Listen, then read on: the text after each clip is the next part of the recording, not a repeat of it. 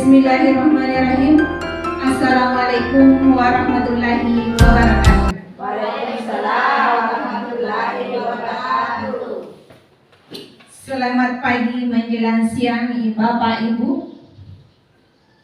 Terima kasih sudah menyempatkan hadir di tempat ini guna untuk menghadiri diseminasi penyebaran pemahaman dan pengalaman penerapan budaya positif.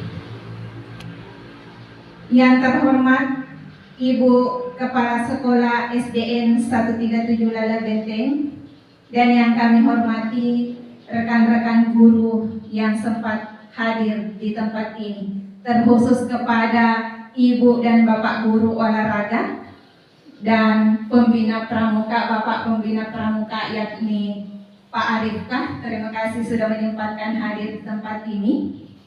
Baik, sebelum kita memulai penerimaan materi ini, marilah kita bersama-sama mengucapkan basmalah. Bismillahirrahmanirrahim. Mari kita bertepuk tangan untuk memberikan semangat untuk diri kita. Baiklah, menyebarkan pemahaman dan pengalaman penerapan budaya positif. Melihat kata budaya positif di atas, kira-kira apa yang terbersit di pikiran Bapak Ibu? Silakan, ada yang bisa mengutarakan? Kira-kira apa yang terbersit di pikiran Bapak Ibu tentang kata budaya positif?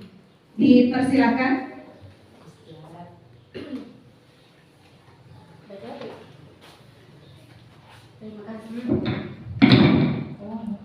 Terima kasih atas kesempatannya. Yang terbersit di pikiran saya kalau mendengar kalimat budaya positif, yakni sikap-sikap positif, Ya, baik. perilaku positif, seperti itu. Ada yang lain, Bapak Ibu Guru? Apa kira-kira yang terbersit di pikiran Ibu tentang mendengar kata budaya positif?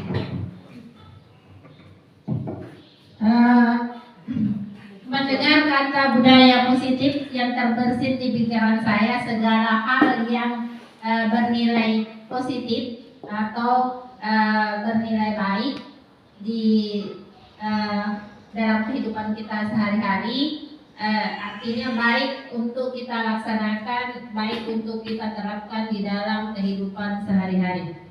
Iya, baik. Terima kasih Bapak Ibu. Masih ada yang lain? Oh iya.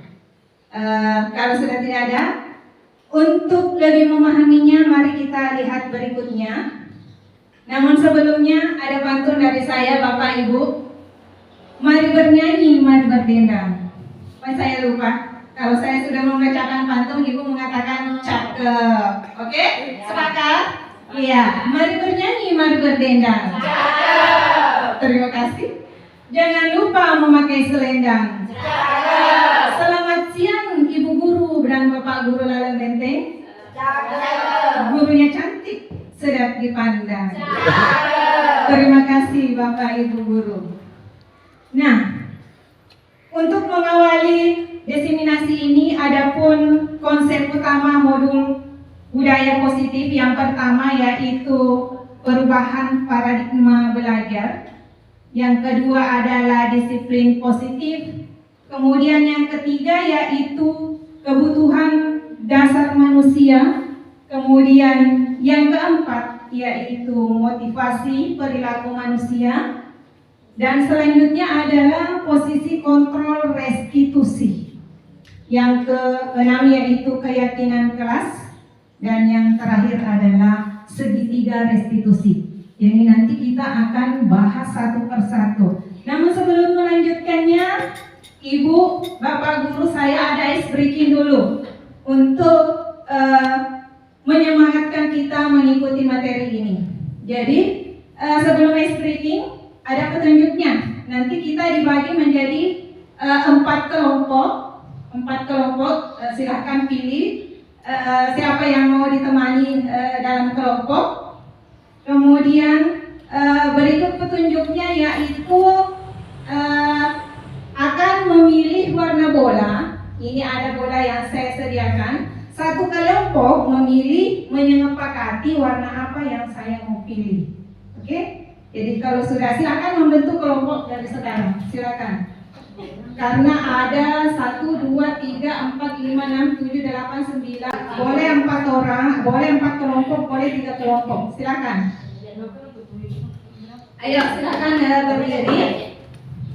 Menghadap ke sana. Jadi kita berbaris ke memanjang, menghadap ke belakang. Ayo dipersilakan Bapak Ibu guru. 3 kelompok, ya. Jadi semua kelompok berdiri menghadap ke sana. Ayo mari Bapak Ibu guru dipersilakan. Di depan. Ya.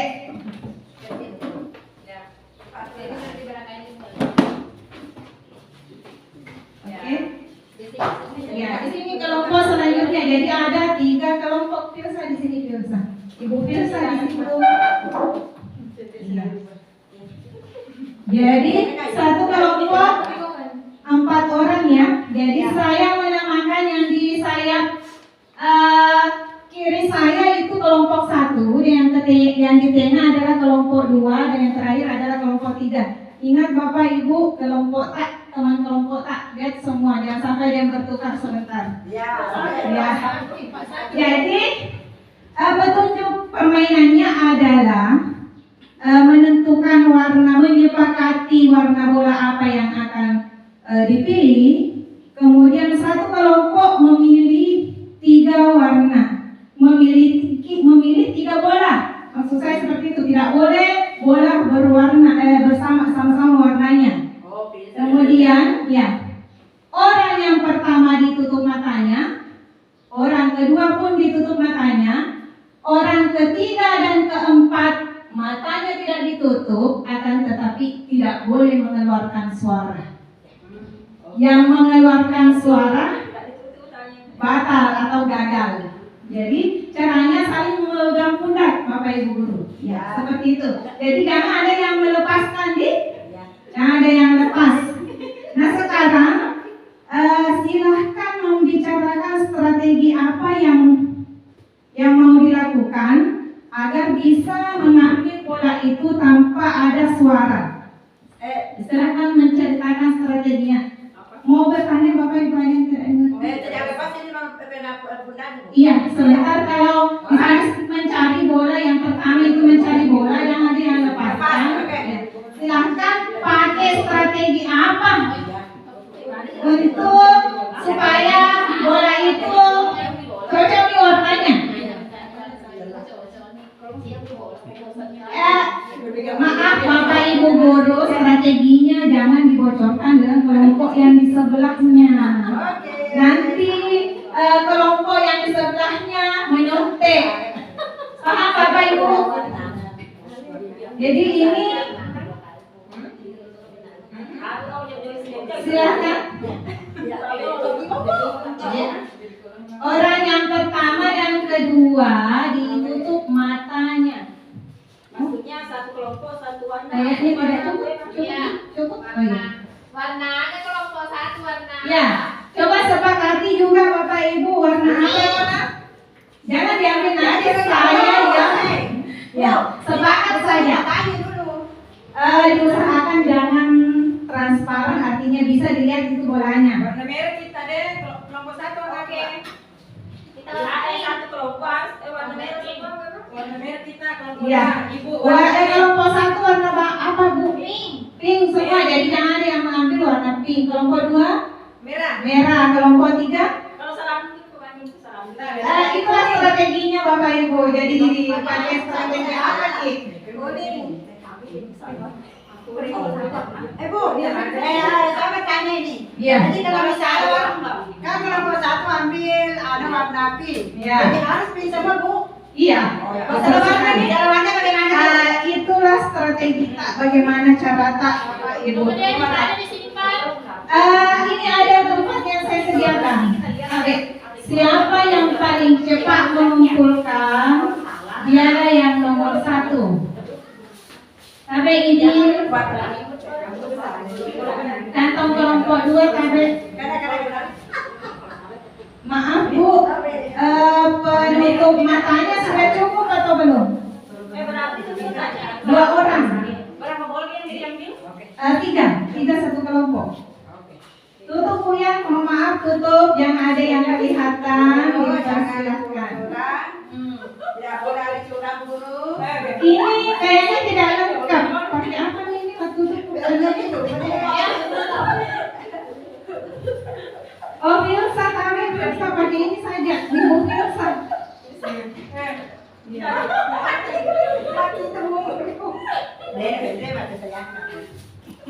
Bu, saya kita akan kantor. Pegang Ibu, pegang supaya orang yang pertama dikasih Bapak Ibu. Yang pertama ya, orang dia pertama jangan kecewa buat ini. Sudah? Oke. Coba kalau sudah diikat silahkan. Tidak ada yang bertukar tempat Ibu. Hanya instruksi yang digunakan, strategi yang digunakan maksudnya. Di mana disimpan bola? Kasih kantongnya Ibu kalau Bu anggota. Oke. Kalau sudah diambil bolanya dengan warna yang benar, masukkan di kantongnya. Tidak boleh dilihat. Pakai strategi. Jangan sampai dimasukkan ya. Bagaimana? Ya silakan. Jadi ya Ibu Adi yang seperti apa? Yang di belakangnya. Dan melihat Silahkan. Yang di belakang sekali. Ya Pak Item, mana ada apa dia? Berlomba. Iya, ada apa dia? Berlomba. itu ada yang kucel-kucel ini. Ibu Adi Bu ya. Bagus banget ini. Bisa jadi itu betul nanti bisa. Terima kasih di Kodemo. Jauh ke Kodemo tadi. Ya silahkan membicarakan strateginya. Saat jika ketemu kita bukan kita. Bukan kita kan untuk mana juga. Yang di belakang memberi informasi ke depan Bapak Ibu. Tapi tidak berbicara. Dengan kode. Yang ada yang intip ya Bapak Ibu. Warna merah Sakina. Ya sudah. Warna pink ini rapi. Tabe Bapak Ibu, ini tempatnya di depannya. Saya yang pegang. Silakan tutup matanya dan pegang pundak temannya. Masih gini. Mana sih Pak? Yang melihat nanti batal. Nanti saya kasih pembolanya di sini. Yang mengeluarkan suara, Ibu Filsa pegang pundaknya temannya Ibu Filsa Tabe ya.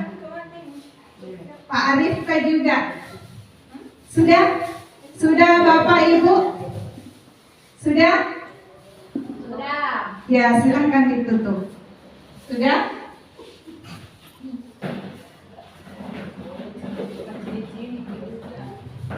Jangan ada yang curang ya Bapak Ibu. Jadi 1, 2, 3. Jangan ada yang bersuara ya. Sini kan? Ambil lagi. Sudah? Berapa diambil? 3.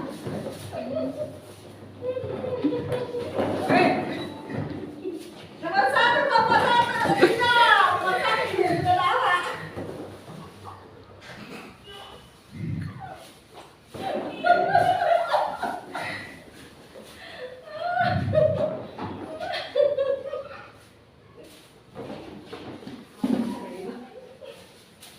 Iya, sudah. Silahkan buka penutup matanya semua Bapak Ibu. Iya. Coba lihat sekarang sudah benar atau tidak. Jadi iya. Jadi terima kasih Bapak Ibu. Silahkan kembali ke tempatnya.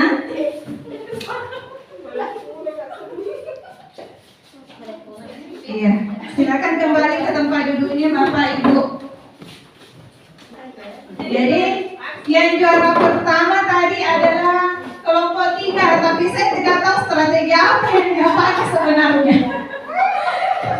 Apakah dia curang atau tidak? Saya tidak tahu Bapak Ibu. Walau-walau. Hanya Anda yang tahu. Iya, seperti itu. Kemudian yang juara kedua kelompok 2, yang juara ketiga kelompok 3. Tapi entah siapa yang paling bagus strateginya. Ya, terima kasih Bapak Ibu atas partisipasinya mengikuti ice breaking ini. Kira-kira makna apa yang Ibu Bapak dapatkan pada kegiatan ice breaking tadi? Ada yang bisa mengungkapkan makna yang didapatkan tadi Bapak Ibu? Dipersilakan. Ya, silakan Ibu. Terima kasih. Makna yang didapatkan dari SPBJ tadi dengan kerjasama yang baik akan menghasilkan hasil yang baik. Kemudian strategi yang digunakan mungkin akan menghasilkan juga apa yang kita harapkan. Bagus sekali maknanya. Ada lagi yang lain Bapak Ibu makna yang didapatkan setelah? Ya, dipersilakan.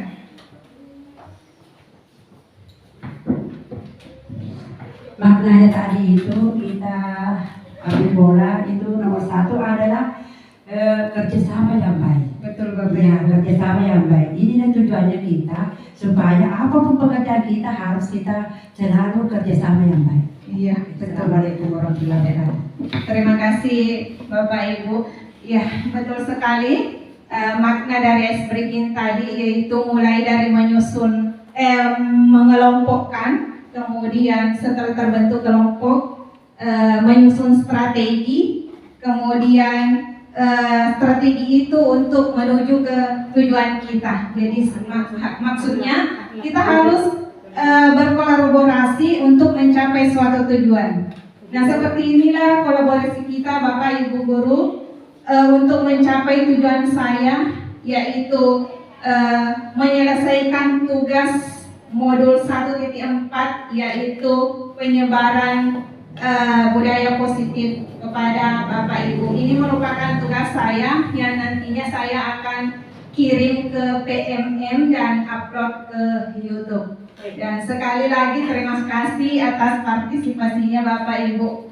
Kemudian dilanjutkan, adapun tujuan umum kegiatan ini yang pertama yaitu untuk memahami konsep pendidikan menurut Ki Hajar Dewantara dihubungkan dengan konsep budaya dan lingkungan positif di sekolah yang berpihak pada murid.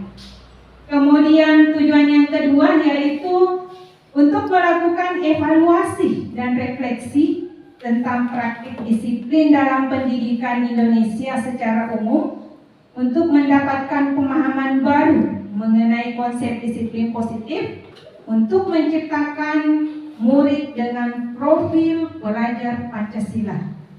Tujuan yang terakhir yaitu memahami peran sebagai guru untuk membangun budaya positif dengan menerapkan konsep disiplin positif dalam berinteraksi dengan murid. Selanjutnya itu pembelajaran dengan paradigma baru. Apa ini pembelajaran paradigma baru? Yaitu pembelajaran dengan paradigma baru dirancang berdasarkan prinsip pembelajaran yang berdiferensiasi sehingga setiap siswa belajar sesuai dengan kebutuhan dari tahap perkembangan untuk mewujudkan profil pelajar Pancasila. Jadi saya kira dengan kurikulum Merdeka yang sekarang pastilah kita sudah menerapkan pembelajaran berdiferensiasi khususnya di sekolah kita, terlebih lagi di sekolah lain yang menerapkan kurikulum Merdeka. Kemudian kalaupun misalnya masih ada yang mengajar tidak melakukan secara berdiferensiasi, saya berharap setelah mengikuti diseminasi ini Bapak Ibu sudah melakukan pembelajaran berdiferensiasi. Saya tanya Bapak Ibu, masih adakah di antara Ibu yang belum mengajar secara berdiferensiasi? Sudah semua? Baik, terima kasih Ibu. Nah, selanjutnya yaitu miskonsepsi tentang teori kontrol. Nah, sebelumnya ini ada permainan yaitu menggepalkan tangan dengan membuka telapak tangan. Jadi Bapak Ibu, adakah relawan 2 orang yang mau naik ke depan untuk mempraktekkan ilusi berikut? 2 orang saja. Tadi ada? Ya, dipersilakan Ibu. Satu lagi. Ya, silakan. Jadi ini ada kertas. Saya berikan kepada salah satunya. Siapa yang mau ambil kertasnya? Jadi Ibu Umalia, silahkan tulis apapun yang, maksudnya salah satunya yang sangat berharga di kertas itu. Silahkan tulis apa yang Ibu anggap sangat berharga sekali.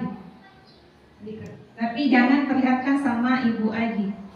Apa saja salah satunya yang sangat berharga? Iya, bagi Ibu.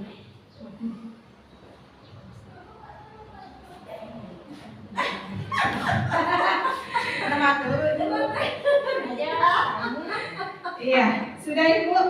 Silahkan Ibu Umal simpan di telapak tangannya, kemudian genggam erat-erat.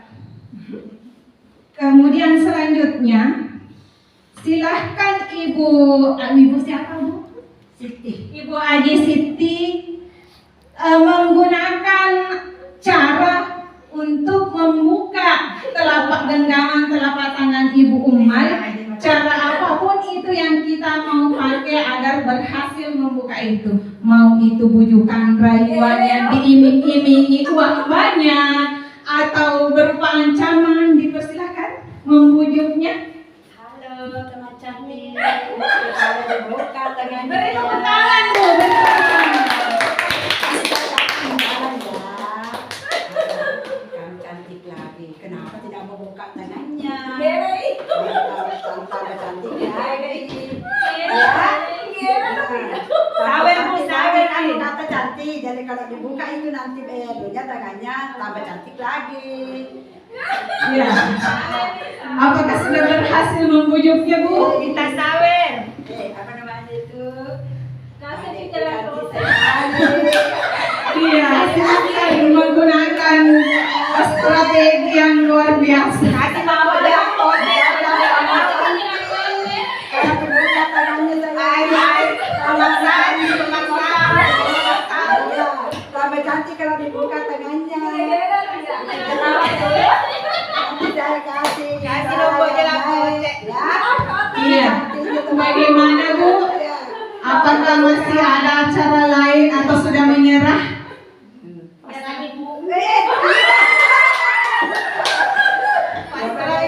Coba buka tangannya. Orangnya cantik. Kenapa dibuka tangannya itu? Iya. Iya, tambah cantik lagi. Ya, bagaimana Bu? Ya. Iya. Sudah menyerah Ibu atau masih mau menggoda? Ya, ternyata Ibu Aji sudah mulai melakukan strategi kekerasan. Ya. Kalau tidak mau anu. Bagaimana Bu Aji menyerah? Ternyata sudah menyerah. Sekarang saya mau mengutarakan apa makna dari kedua yang dipraktekkan tadi. Dipersilakan kembali di tempatnya Bapak Ibu. Iya. Jadi makna dari permainan mengepal tangan dan membuka tangan yaitu yang dikepal mungkin sangat berharga sekali bagi diri Ibu Umar sehingga dia tidak mau memberikan kepada Ibu Aji apapun rayuannya, bahkan memakai kekerasan, tapi itu tidak berhasil. Ya, ini adalah perumpamaan keyakinan. Jadi apapun gombalannya di orang lain, kalau kita sudah yakin, berarti kita tidak tergugah. Kita tidak tergugah. Namun perlu ditahu Ibu, ini ada cara untuk mengubah orang itu untuk menuju ke hal positif. Iya, ada cara yang lain. Inilah tadi miskonsepsi tentang teori kontrol, yaitu tentang ilusi mengontrol murid. Kita guru mengontrol murid, kemudian ilusi bahwa semua penguatan positif efektif dan bermanfaat. Ternyata tadi setelah diperhatikan Ibu Aji sama Ibu Man, tidak semua efektif Bapak Ibu, karena dia sudah memakai gombalannya sangat dahsyat, tapi itu tidak berhasil juga ternyata. Ya. Kemudian selanjutnya yaitu ilusi bahwa kritik dan membuat rasa bersalah mampu menguatkan karakter. Tidak juga. Sudah menyalahkan Ibu Umal, tapi itu tidak berhasil juga. Kemudian ilusi bahwa orang dewasa berhak memaksa. Tadi juga kita sudah melihat bahwa Ibu Aji adalah orang dewasa, ternyata tidak berhasil memaksa Ibu Umal ya. Iya, seperti itu yang ilustrasi miskonsepsi. Iya. Nah, kita lanjutkan bagaimana Bapak Ibu? Lanjut? Iya. Atau ada pertanyaan? Dilanjut? Iya, dilanjut. Nah, inilah turunan dari yang tadi miskonsepsi, yaitu perubahan paradigma stimulus respon ke pendekatan teori kontrol. Siapa sesungguhnya yang memiliki kontrol? Apakah Ibu Aji Siti tadi atau Ibu Umal? Nanti kita dapat jawabannya. Jadi stimulus respon, kita mencoba mengubah orang agar berpandangan sama dengan kita. Kita berusaha memahami pandangan orang lain tentang dunia. Itulah teori kontrolnya yang sebenarnya. Kemudian perilaku buruk dilihat sebagai suatu kesalahan, padahal semuanya memiliki tujuan. Contoh misalnya anak-anak kita di kelas Bapak Ibu guru, terkadang ada anak-anak nakal, tapi sebenarnya ada tujuannya, entahkah itu mau diperhatikan atau bagaimana. Nanti kita bahas lebih lanjut lagi tentang hal itu. Kemudian orang lain bisa mengontrol saya, ternyata hanya Anda yang bisa mengontrol diri Anda ya. Kemudian saya bisa mengontrol orang lain, Anda tidak bisa mengontrol orang lain. Buktinya tadi Ibu Aji tidak bisa mengontrol Ibu Uma. Seperti itu. Kemudian memaksa ada pada saat bujukan gagal. Sudah membujuk dengan strategi apa itu, ternyata masih gagal. Kemudian yang seharusnya itu teori kolaborasi dan konsensus, menciptakan pilihan-pilihan baru, harusnya berkolaborasi. Bagaimana menyelesaikan ini, bagaimana kita menyatukan pendapat Bapak Ibu. Kemudian model berpikir menang atau kalah. Model berpikir menang-menang. Jadi kalau masih berpikir menang kalah itu masih salah. Harusnya menang-menang. Ya, seperti itu. Kita lanjut ya Bapak Ibu. Ya. Selanjutnya yaitu disiplin positif. Ada kaitannya tadi dengan materi yang sebelumnya. Disiplin positif, apa itu disiplin positif? Disiplin positif merupakan salah satu cara penerapan disiplin yang bertujuan untuk menumbuhkan kesadaran serta memberdayakan peserta didik tanpa imbalan penghargaan, ancaman, atau hukuman. Jadi nanti lagi akan dibahas lebih lanjut itu maksudnya bagaimana menumbuhkan kesadaran tanpa ada imbalan penghargaan atau ada ancaman atau hukuman. Biasanya anak didik kita Ibu termotivasi itu bukan karena dari dirinya sendiri atau dari intrinsiknya, tapi ekstrinsiknya, karena ada berupa imbalan atau ada ancaman atau ada hukuman. Misalnya saya mau rajin ke sekolah atau saya mau malas ke sekolah. Saya mau rajin ke sekolah karena ada dapat hadiah misalnya. Jadi anak-anak itu mau disiplin karena ada yang diharapkan, yaitu dapat hadiah. Kemudian ancaman, mau Kak pergi sekolah karena takut Kak nanti marah-marah ibu guru, sudah diperingatkan kepada saya, ya seperti itu. Jadi di sini pengharapan kita adalah disiplin karena dari dalam dirinya. Kemudian selanjutnya, sebagai pendidik, tujuan kita adalah menciptakan peserta didik yang memiliki disiplin diri sehingga mereka berperilaku mengacu kepada nilai-nilai kebajikan universal dan memiliki motivasi intrinsik dalam perubahan perilaku ke arah yang lebih baik. Itulah Ibu. Jadi motivasi itu seharusnya dari dalam diri kita, bukan karena pengaruh orang lain. Ya. Kita lanjut ya. Kemudian selanjutnya adalah nilai-nilai kebajikan universal.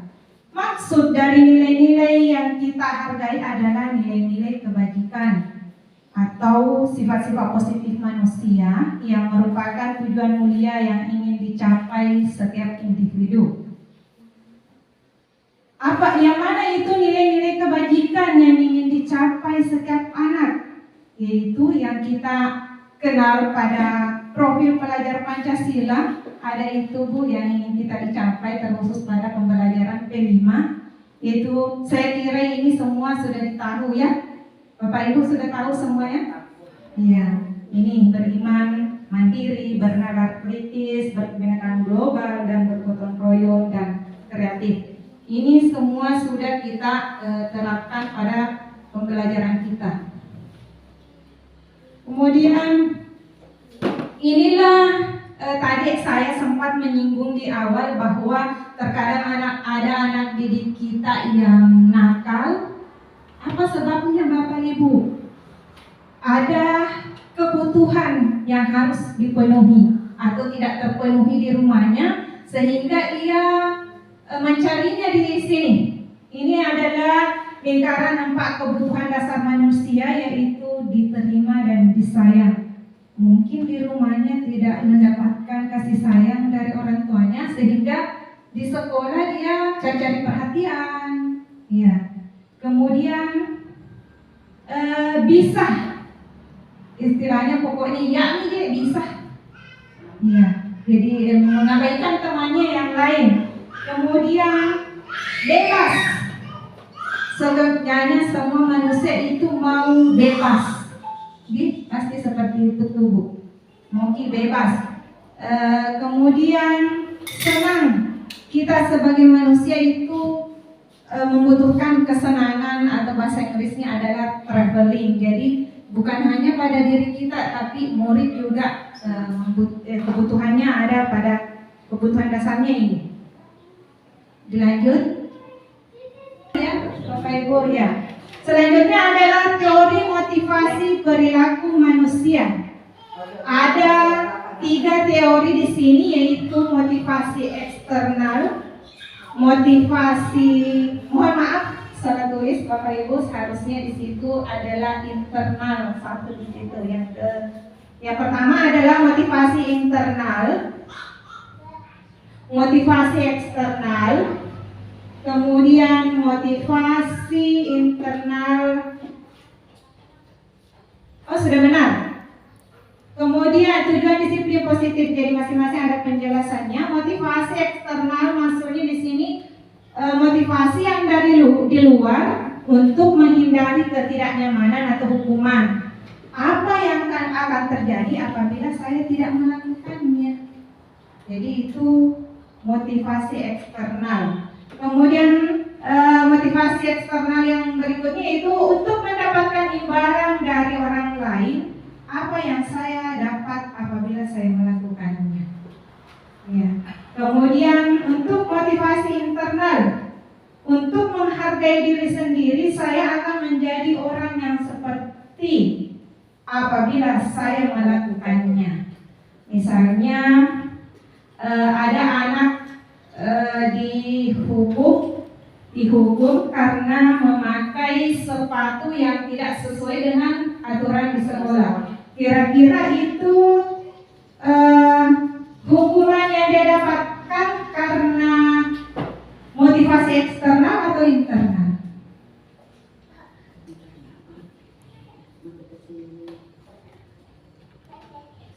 Ataukah apakah itu berupa hukuman atau konsekuensi? Iya. Kalau internal eksternal kita mendapatkan akibat karena pengaruh orang luar. Kemudian kalau nanti selanjutnya akan dibahas hukuman dan konsekuensi. Ya, seperti itu. Kemudian dilanjutkan. Lanjut ya. Lanjut. Kemudian selanjutnya yaitu untuk memberikan tadi hukuman dan konsekuensi, ada kontrol yang perlu kita miliki oleh ibu bapak guru, yaitu kontrol restitusi. Namun sebelumnya kita harus tahu apa itu restitusi. Restitusi adalah proses menciptakan kondisi bagi murid untuk memperbaiki kesalahan mereka sehingga mereka bisa kembali pada kelompok mereka dengan karakter yang lebih kuat. Kemudian juga merupakan kolaboratif yang mengajarkan murid untuk mencari solusi untuk masalah mereka, membantu murid berpikir tentang orang seperti apa yang mereka ingin menjadi atau tujuan mulia, dan bagaimana mereka harus memperlakukan orang lain. Kita lanjut. Ini Bapak Ibu, ini adalah 5 posisi kontrol guru. Ada penghukum, pemantau, pembuat merasa bersalah, teman, dan manajer. Dari kelima posisi kontrol ini, setelah saya belajar di CGP, Bapak Ibu, saya menyadari bahwa ternyata yang selama ini saya selalu memposisikan diri saya itu ternyata salah. Jadi dulu Ibu, saya lebih cenderung memposisikan diri saya sebagai pembuat merasa bersalah. Contohnya misalnya kalau ada anak-anak yang melanggar di kelas 1, saya mengungkapkan kata-kata yang tidak seharusnya sehingga anak itu merasa bersalah, sangat merasa bersalah. Jadi setelah belajar ternyata saya selama ini salah. Kemudian bagaimana itu posisi menghukum? Misalnya hormat pada bendera selama 1 jam, itu posisi menghukum. Atau lari 10 kali di lapangan adalah menghukum. Kemudian posisi yang kedua yaitu pembuat merasa bersalah. Bagaimana itu? Nah, berapa kali ibu harus memberitahu kamu? Ya, jadi misalnya pokoknya kita mengeluarkan kata-kata sehingga anak itu merasa bersalah. Itu adalah posisi pembuat merasa bersalah. Kemudian posisi teman. Ayo dong ikuti aturan sekolah, tolong bantu ibu ya. Jadi demi ibu, maksudnya demi ibu. Jadi itu posisi teman. Kemudian posisi memantau. Kamu sudah melanggar peraturan sekolah, kamu tahu konsekuensinya. Ya, jadi kita memantau karena kita memperingatkan apa itu konsekuensinya. Kemudian posisi manajer. Apa kamu tahu kesalahanmu? Kira-kira bagaimana kamu memperbaikinya?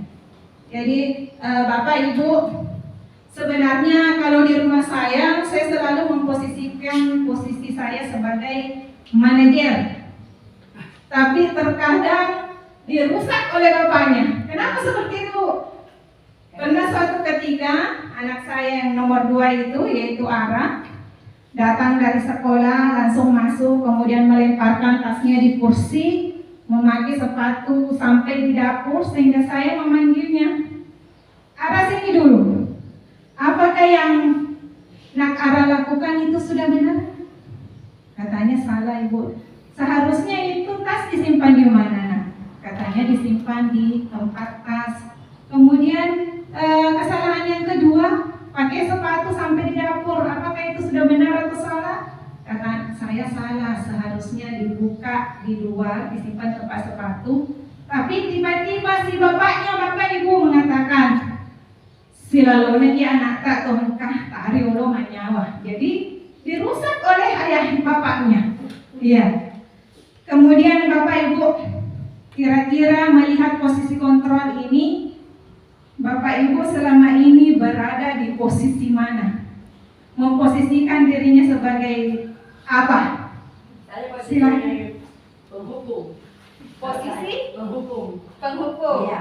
Yang lain Posisi apa Bu Haji? Bu Haji biasa memposisikan dirinya sebagai posisi apa? Posisi penyayang.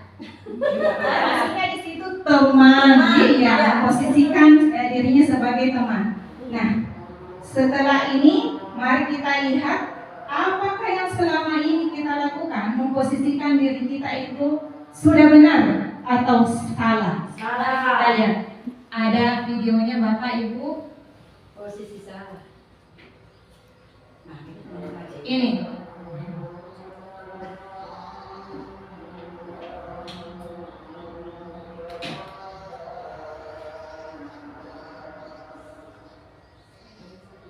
mana suaranya?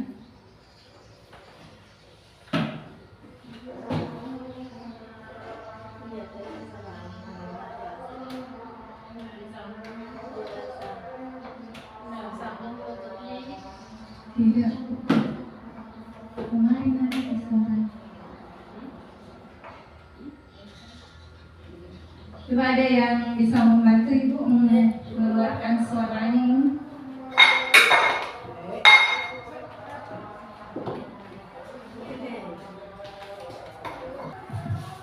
Cek. Untuk lebih memahami yang 5 posisi kontrol itu tadi Bapak Ibu, mari kita simak video berikut.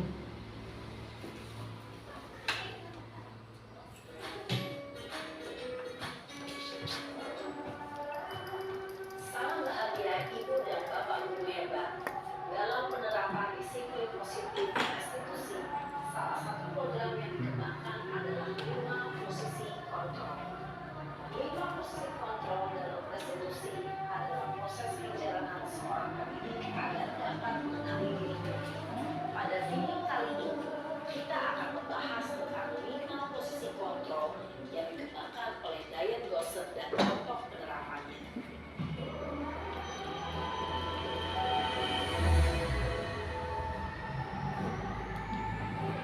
Posisi kontrol itu adalah 1.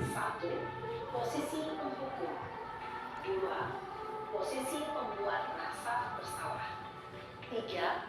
Posisi teman. 4. Posisi pemantau atau monitor. Dan 5. Posisi manajer. Untuk lebih memahami kelima posisi tersebut, mari kita saksikan kasus Naren yang terlambat hadir 20 menit di sekolah dan melihat bagaimana kelima posisi kontrol dalam menghadapi masalah tersebut.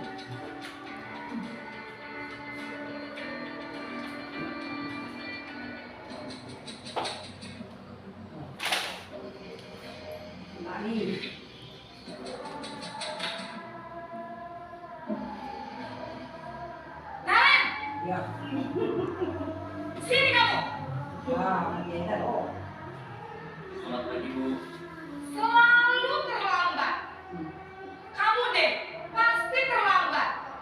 Maaf Bu, saya Apa? Apa coba? Alasan kamu apa lagi? Kapan sih kamu tidak terlambat? Malas sekali ya kamu jadi anak. saya Dasar pemalas. Gak kapok-kapok sih kamu. Sudah berapa kali terlambat? Sana, kamu keliling lapangan basket 2 kali. kenapa saya harus keliling lapangan basket Bu? Kenapa? Kamu melawan ibu. Berani-beraninya jawab. Sudah terlambat, masih berani jawab pula. Sekarang, keliling lapangan basket 5 kali sekalian. Biar kapok. Cepat. Pergi sana ke lapangan basket. Posisi penghukum biasanya berbicara dengan nada tinggi, menghardik, menunjuk-nunjuk, menyakiti, dan menyindir. Hukuman bisa berupa fisik maupun psikis. Ibu dan Bapak Guru hebat, dampak yang terjadi pada murid ketika guru berada pada posisi penghukum adalah murid cenderung akan memberontak, bahkan menyimpan dendam.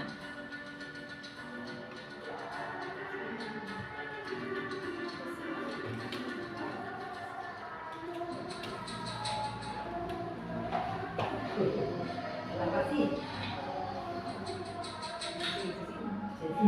Jadi,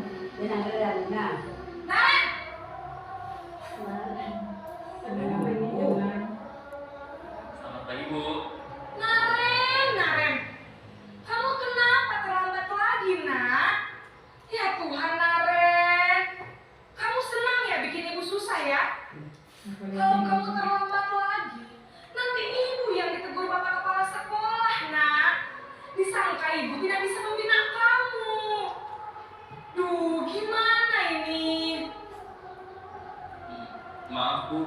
Duh Gusti Naren. Kamu suka ya kalau ibu ditegur bapak kepala sekolah? Terus, sekarang ibu harus tulis apa yang di buku absen? Ini kamu sudah sering terlambat loh.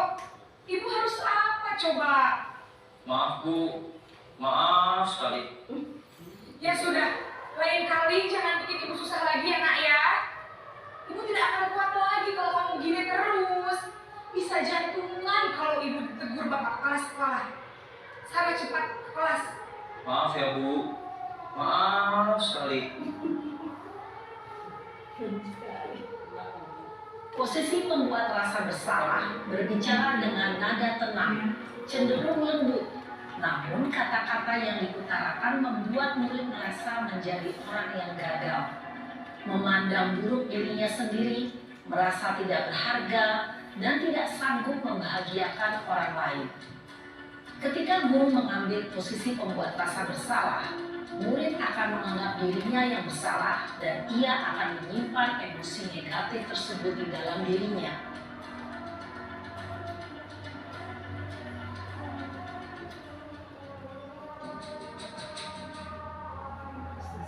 Masih.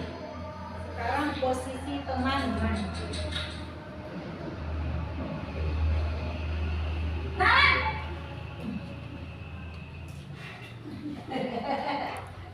Aduh. Selamat pagi Bu. Wah, sudah jam berapa ini nak? Terlambat lagi ya sayang. Iya Bu. Habis ibu saya rumah bangunkan saya Bu. Kamu malah menyalahkan ibu kamu. Kamu bukannya anak yang larinya paling kencang. Kok terlambat sih? Iya Bu. Saya memang terlambat bangun tadi. Jadi biarpun saya lari kencang, tetap gak kekejar Bu. Ya sudah sana. Nanti lain kali larinya lebih kencang lagi ya. Biar gak terlambat lagi. Bikin seneng ibu. Demi ibu. Bisa kan? Bisa lah Bu. Ya sudah sana masuk kelas. Ini posisi Ibu beresin urusan teman absen itu. kamu. Kamu ini ada sebagai saja. temannya siswa. Dalam posisi teman, Ternyata guru ada. berbicara dengan nada Ada. suara ramah, akrab, Apa ini lagi cenderung namanya? bersenda gurau untuk Ada menjaga dampak. suasana tetap santai. Murid akan merasa senang, aman, dan akrab dengan guru. Identitas yang tercipta adalah identitas sukses atau berhasil. Namun, perlu diingat, karena ini masih dorongan eksternal, maka ada faktor ketergantungan dari murid kepada orang tertentu. Di sini, guru absennya, sehingga di lain waktu, murid bisa berperilaku baik, namun hanya kepada orang-orang tertentu saja. Tentu saja. Kalau wali kelasnya ada dengar nih, tapi kalau yang lain tidak ada dengar nih. Berarti kita cenderung memposisikan diri kita sebagai teman. Itu. Terima kasih. Naren! Ini posisi manajer. Selamat pagi Bu. Naren, apa peraturan sekolah kita tentang jam berapa kita harus masuk sekolah, nak? Kita harus di sekolah jam 7 Bu. Iya betul, sekarang sudah jam 7.20. Naren sudah tahu konsekuensinya jika terlambat hadir. Paham Bu.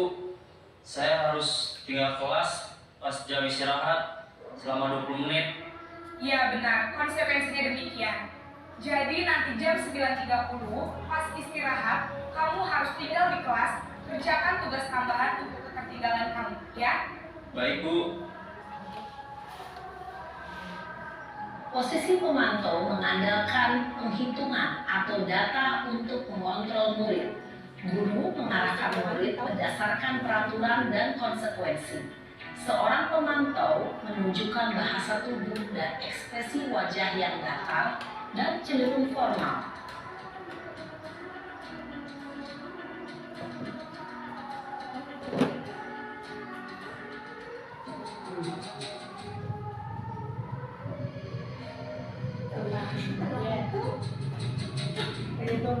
Ya aneh. Naren! Aduh, si aduh nih kawan. Selamat pagi Bu. Selamat pagi, Naren. Maaf Bu, saya terlambat. Iya, sekolah masuknya jam 7, sekarang sudah jam 7.20. Jadi sekarang bagaimana ini, Naren? Maaf Bu, saya lupa setel alarm saya semalam. Baiklah, menurut kamu, keyakinan sekolah yang mana yang perlu kamu tingkatkan? Menghargai diri sendiri dan orang lain mungkin ya Bu.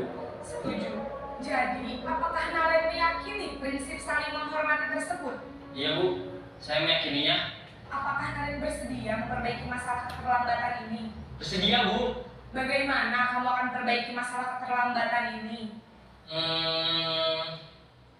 Saya akan coba untuk tidak lupa menyetel alarm saya Bu. Baik, kalau Naren lupa menyetel alarm di rumah, ada orang yang kira-kira bisa bantu mengingatkan tidak? Ada Bu, kakak saya, Kak Emma. Ada lagi selain Kak Emma? Selain Kak Emma, ada ibu saya. Baik, jadi yang mengingatkan Naren adalah Kak Emma dan ibu kamu ya? Kira-kira akan mulai setel alarm kapan nih, Naren? Setelah pulang sekolah, akan segera saya lakukan. Baik, jadi Naren akan setel alarm untuk bangun besok pagi dan akan diingatkan oleh kakak dan ibunda Naren ya. Ada lagi yang mungkin perlu dilakukan, Naren, agar tidak terlambat bangun lagi? Tidak ada Bu. Baik, Naren, terima kasih untuk kerjasama kamu. Sekarang kamu perlu kembali ke kelas untuk belajar. Baik Bu, terima kasih. Posisi manajer adalah posisi kontrol yang disarankan untuk membimbing murid memiliki Ini sikap adalah disiplin posisi yang yang positif, disarankan. yaitu murid yang mandiri, bertanggung jawab, dan dapat memecahkan masalah. Tujuan dari posisi ini adalah agar murid dapat berefleksi atas tindakannya. Guru akan dengan tulus memberikan pertanyaan-pertanyaan bermakna, sehingga membuat murid dapat belajar dari kesalahannya dan mencari sebuah solusi untuk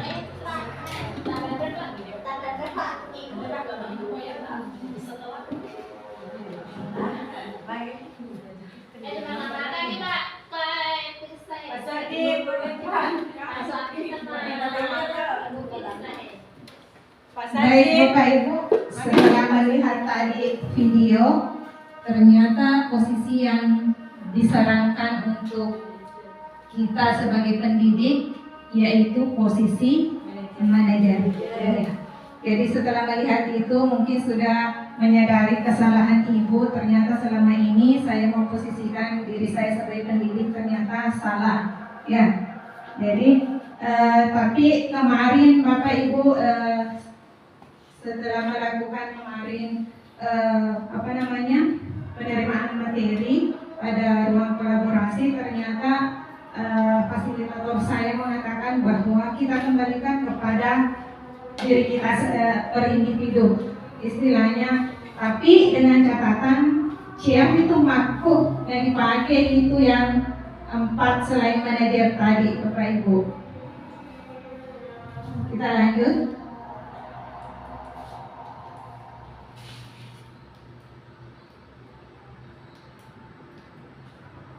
Ya, ini tadi pada video muncul ini keyakinan kelas sama dengan peraturan kelas. Kenapa kita menggunakan kata keyakinan? Bagaimana kata keyakinan itu kita memaknai?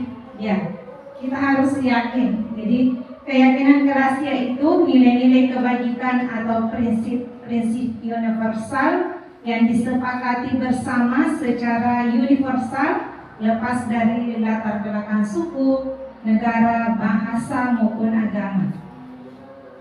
Menurut dosen, suatu keyakinan akan lebih memotivasi seseorang dari dalam. Seseorang lebih bersemangat untuk menjalankan keyakinannya daripada hanya sekedar mengikuti serangkaian peraturan. Nah, itulah tadi saya mengatakan kenapa keyakinan kelas, kenapa bukan peraturan kelas. Ya, begitu ya Bapak Ibu. Kita lanjut. Ya. Kemudian penerapan segitiga restitusi. Tadi ini ada kaitannya dengan 5 posisi kontrol. Jadi kalau ada siswa yang melakukan kesalahan, maka yang kita pakai adalah penerapan segitiga restitusi. Yang mana itu segitiga restitusi? Ada tahapannya, yaitu menstabilkan identitas. Yang kedua adalah validasi tindakan yang salah. Kemudian menayangkan keyakinan. Sebenarnya ada video yang saya sediakan, praktek dari sini juga kemarin saya buat untuk memperlihatkan kepada Bapak Ibu. Tapi bagaimana? Masih mau saya perlihatkan videonya Bapak Ibu? Wah, masalah.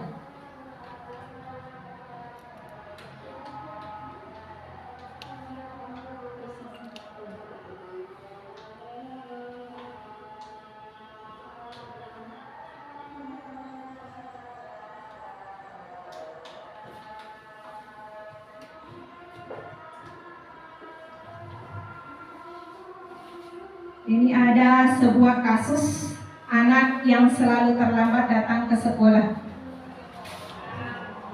Jadi bagaimana kita menyelesaikan masalahnya seperti itu? Silakan dilihat.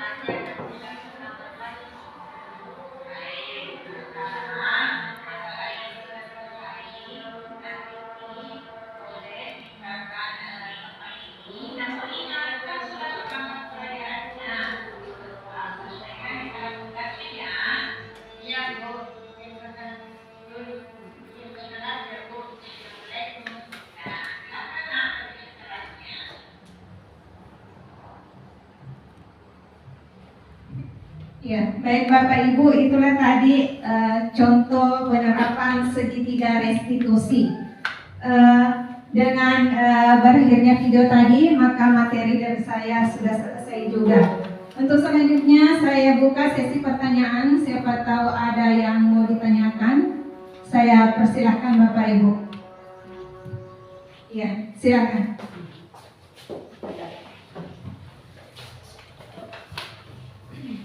Bismillahirrahmanirrahim. Terima kasih atas kesempatannya. Kali ini mungkin bukan dalam bentuk pertanyaan, tapi refleksi tentang diri saya selama ini. Silakan. Jadi selama ini saya pikir mungkin sudah tepat cara saya dalam kelas, yakni dengan memposisikan diri saya sebagai teman. Saya pikir selama ini itu sudah cara terbaik yang saya lakukan.